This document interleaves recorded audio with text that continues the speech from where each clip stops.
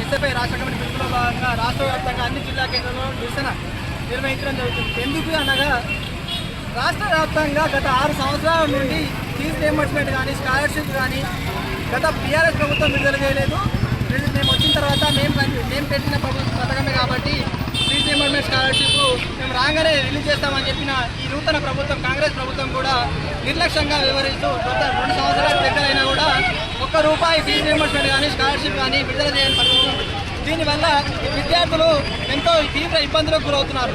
అంటే ఇంటర్మీడియట్ అయిపోయిన వాళ్ళు డిగ్రీ అయిపోయిన వాళ్ళు ఇంకా హైయర్ ఎడ్యుకేషన్కి వెళ్ళడానికి చాలా ఇబ్బందులకు గురవుతుంది. అదేవిధంగా ఇంజనీరింగ్ చేసేవాళ్ళు కానీ నర్సింగ్ చేసేవాళ్ళు కానీ ఎలాంటి ఉన్నత విద్యకు వెళ్ళేవారైనా కానీ ఫీజు రియంబర్స్మెంట్ స్కాలర్షిప్ అనేది చాలా ముఖ్యం అయిన పరిస్థితి ఉంది.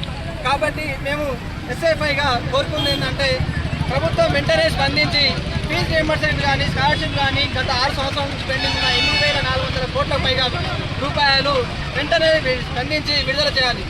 అదేవిధంగా కొన్ని కాలేజీలు ప్రైవేట్ కాలేజీలు ఫీజు రియంబర్స్మెంట్ రాలేదని చెప్పి వాళ్ళకి సర్టిఫికేట్లు ఇవ్వని పరిస్థితి నెలకొంది.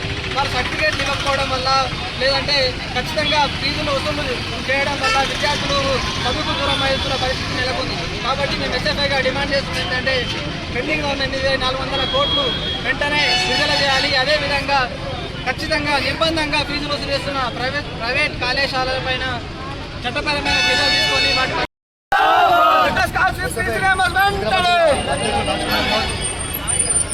ఈరోజు ఇక్కడ స్టూడెంట్స్ ఇంత పెద్ద ఎత్తున ర్యాలీ నిర్వహించడం గత ప్రభుత్వం అయినా ఈ ప్రభుత్వం అయినా 8 కోట్ల పైచీలకు స్కాలర్షిప్ పెండింగ్ ఇవ్వడం జరిగింది.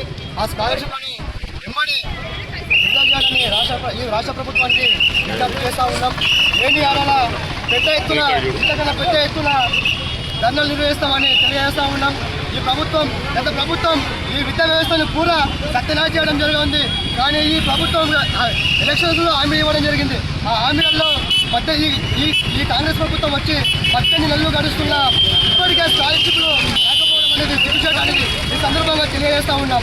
అంతేకాకుండా ఇప్పటికే ఈ ప్రైవేట్ పాఠశాలల్లో కానీ ప్రైవేట్ కార్పొరేట్ పాఠశాలలో కానీ అధిక ఫీజులు సిపిఎస్ సిలబస్ అని అధిక ఫీజులు వసూలు చేసి పేద విద్యార్థులను కుమార్గాలను చేస్తామని ఈ సందర్భంగా తెలియజేస్తూ ఉన్నాం. అంతేకాకుండా ఈరోజు తెలంగాణ రాష్ట్ర వ్యాప్తంగా